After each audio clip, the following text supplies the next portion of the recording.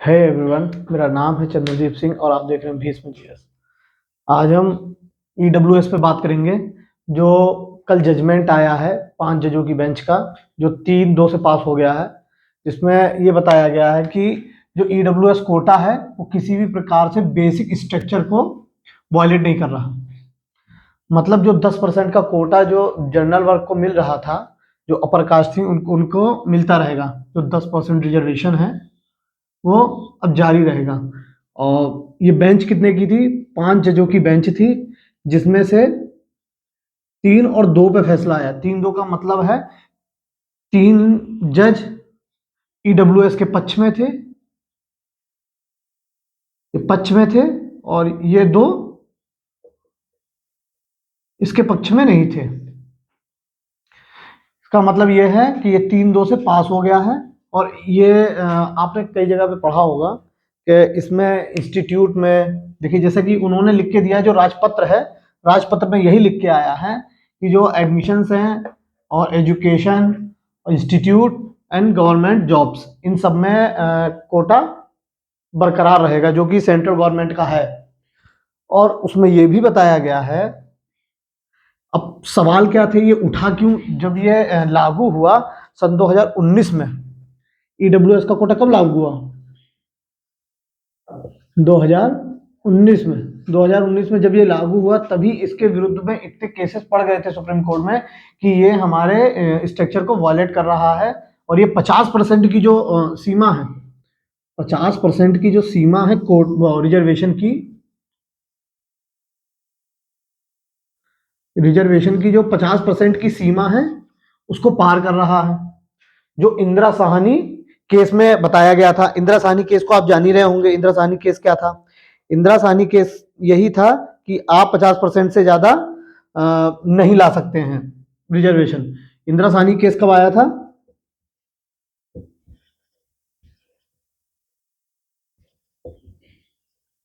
Indira Sahni case 92 में, 1992 में। आपको याद है ना, गवर्नमेंट किसकी थी 1992 में?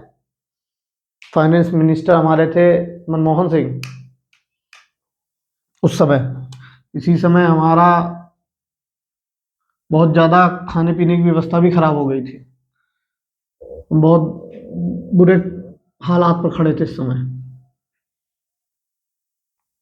चलिए ठीक है। ये देखा आपने, इसमें मापदंड क्या थे, क्वेश्चन क्या पूछे गए थे, कैसे कैसे क्वेश्चन थे, क्या था इनमें। जो आरक्षण इनको मिला है, जो इनको रिजर्वेशन दिया गया, इसमें अमेंडमेंट हुआ होगा। हमारे कॉन्स्टिट्यूशन में अमेंडमेंट हुआ होगा, तब जाके ही तो इनको ये रिजर्वेशन मिला है।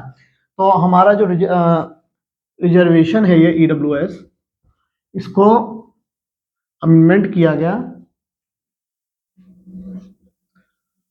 आर्टिकल 15 व 16 के सब क्लॉज 4 में। सब क्लॉज सॉरी 6 में, सब क्लॉज 6 में इसमें अमेंडमेंट हुआ। जो कि हमारा ये किस में आता है? फंडामेंटल राइट्स में। एक बार फंडामेंटल राइट्स जरूर खोल के देखिएगा। इसमें आता है, जैसे कुछ केस है, ये किस किस मापदंड पे रखे गए थे, क्या क्या था, ये इन पे सवाल क्या थे। इनके 3 सवाल उठाए गए थे। पहले सवाल सुन लीजिए। जैसे एक था, आर्थिक आधार पर आरक्षण का मूल ढांचा उल्लंघन, ठीक है। SC ST OBC को इसमें अलग रखा गया है। मतलब ये 10% में, इस 10% में जो कि रियलिटी में गरीब हैं, जिनको इसका फायदा मिलना चाहिए, इक्वलिटी की जो भावना होनी चाहिए, मतलब जो इक्वलिटी है उसको वायलेट कर रहा है। जो कि 3 सवालों में ये था। और जो विपक्ष में थे, जिनसे पास हुआ है, उन्होंने कहा ऐसा कोई वायलेशन नहीं है। जो SC ST और OBC हैं, उनके लिए फिलहाल अभी भी बहुत से NGOs काम कर रहे हैं, जो कि रिजर्वेशन उनके लिए पहले से है, मगर इसमें कोई रिजर्वेशन का नहीं दिया गया। 10% कोटे में ओनली ऑफ अपर कास्ट के जो गरीब हैं, उन्हीं को रखा गया है इस 10% में। इसमें ना कोई SC ST और OBC को इसमें नहीं रखा गया है। ये बात आपको समझ में आ रही होगी। तो ये कोटा कैसे रखा गया? कोई वो रही होगी ना सीमा, जैसे विपक्ष का कहना था एससी एसटी ओबीसी को ना लांघते हुए, और 50% की सीमा भी पार हो रही, क्योंकि हमारे पास अभी प्रेजेंट में 49.5% आरक्षण है। और जबकि इंदिरा साहनी केस ने बताया था कि 50% से ज्यादा आरक्षण आप देश में लागू नहीं कर सकते हैं, जो कि अब तक वायलेट नहीं हुआ था। जो इस वाले जजमेंट के बाद, जो 10% का आरक्षण होने के बाद अब इस समय हो गया है 59.5%। 59.5% हो गया है ना, इसी में 10% जोड़ दीजिए, कितना हो गया? 59.5 हो गया ना। 59.5% है जो इंदिरा साहनी केस को वायलेट कर रहा है। अब उनका मानना यह है कि ये उससे अलग है। जो एससी एसटी ओबीसी को दिया गया है आरक्षण 49.5%, इनको आरक्षण दिया गया है, एससी एसटी और ओबीसी को। इनका हिस्सा कितना कितना है इसमें? इसका इनमें हिस्सा कितना कितना है? इसमें हिस्सा इनका देखा है तो एससी का 15%, एससी का 15%, एसटी का 7.5%, बचा कुचा ओबीसी का हो जाएगा। मतलब कितना हो गया? 15, 15, 5, 20, 20, 2, 22, मतलब ओबीसी का कुल मिला के 27%। 27%, तभी तो ये 49 होगा। 5, 7, हाँ, 49.5%। ये इस तरह आरक्षण है, इस तरह हमारा रिजर्वेशन है, जो कि इंदिरा साहनी केस में बताया गया था। अब ईडब्ल्यूएस में कुछ मापदंड रखे होंगे, अच्छा इसको मिटा दे रहे हैं हम। ये सेम उसी से उतारा गया है जो राजपत्र में दिया गया है। थोड़ी लेट में आया है, इस वजह से रात में लेट में आया था ये राजपत्र, इस वजह से रात की बजाय मुझे अब बनाना पड़ा।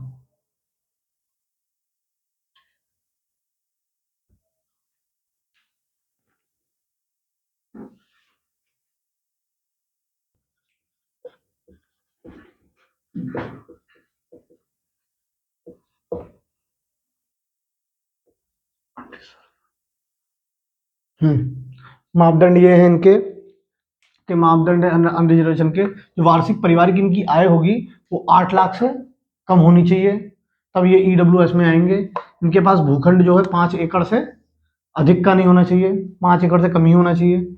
आवास भी जो इनका बना हो वो 200 यार्ड से ज्यादा ना हो। ये सब ध्यान रखने वाली बातें हैं। और दूसरी चीज जिसकी ये बात कर रहे थे, मूल ढांचा देख लीजिए।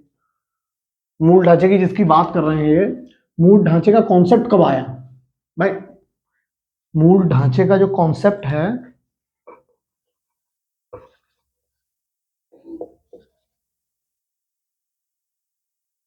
जो मूल ढांचे का कॉन्सेप्ट है वो कब आया? मूल ढांचे का कॉन्सेप्ट कब आया बताइए? केशवानंद भारती केस में ही तो आया था, जब 13 जजों की बेंच बैठी थी।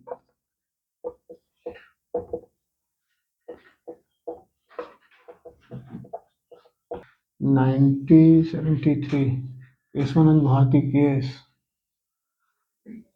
68 डेज, 68 दिन चला था इसका ये।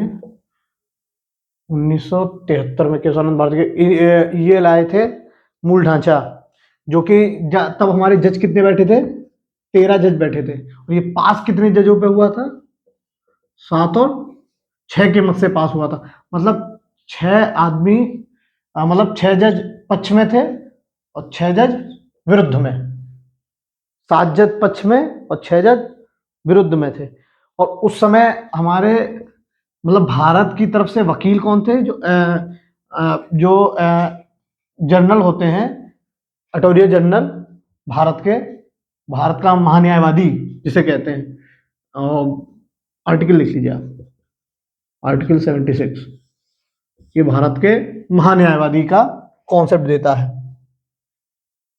भारत के महान्यायवादी उस तरह भारत की तरफ से केस लड़ रहे थे कि ये हमारा जो बेसिक स्ट्रक्चर है तो क्या होगा, बेसिक स्ट्रक्चर में चेंज ना करते हुए आपको कार्य करना है।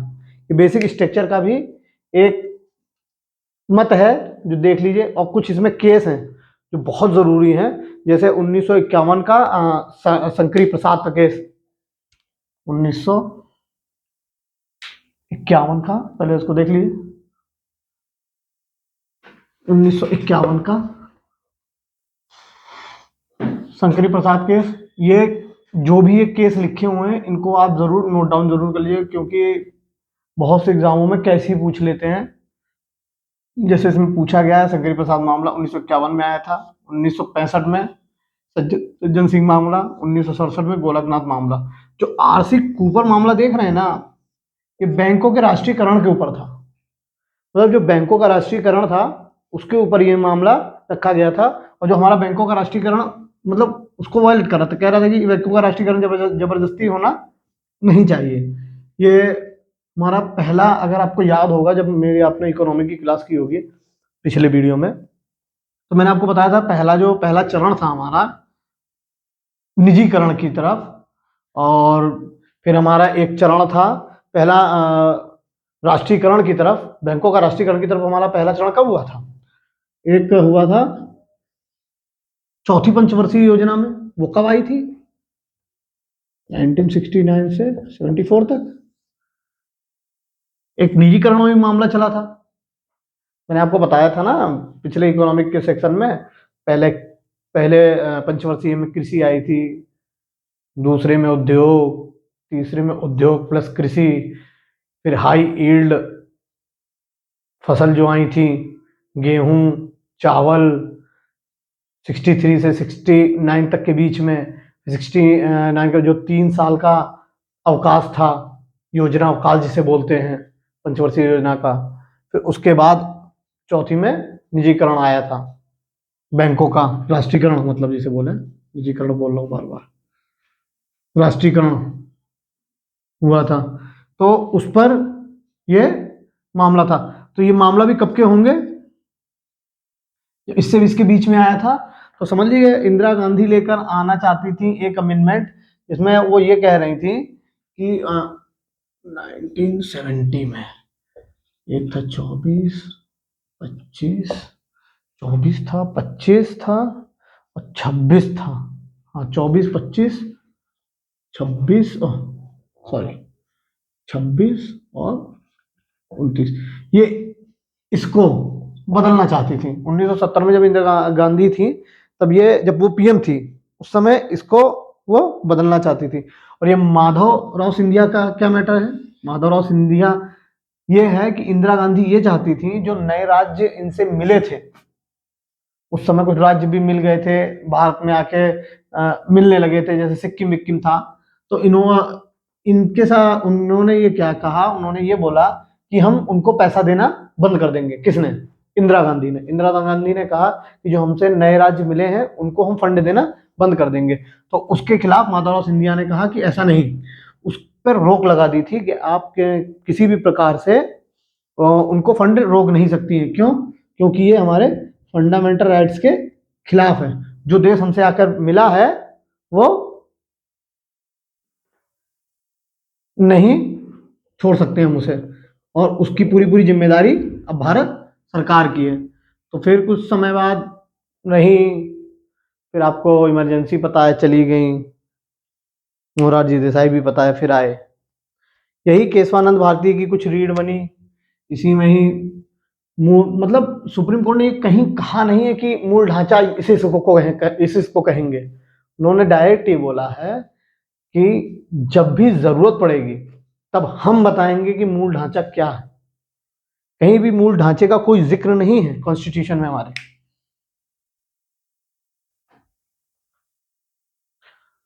ठीक है, आप तक के इतना ही। Thank you for watching, like and comment. अच्छा हाँ, केशवानंद भारती के बारे में सुन लीजिए। केशवानंद भारती का मामला ये था कि जैसे जो गोलकनाथ का जो मामला था, जो आया था केस, गोलकनाथ का मामला ये था कि उन्होंने एक कार्य किया था। उन्होंने ये रखा कि जो फंडामेंटल राइट्स हैं उन पे संसद भी संशोधन नहीं कर सकती है। इसमें सिर्फ और सिर्फ संशोधन, जो संवैधानिक संशोधन है, वो सिर्फ और सिर्फ हमारे देश का सर्वोच्च न्यायालय मतलब सुप्रीम कोर्ट कर सकता है, और कोई नहीं करेगा गोलकनाथ केस में। Thank you watch.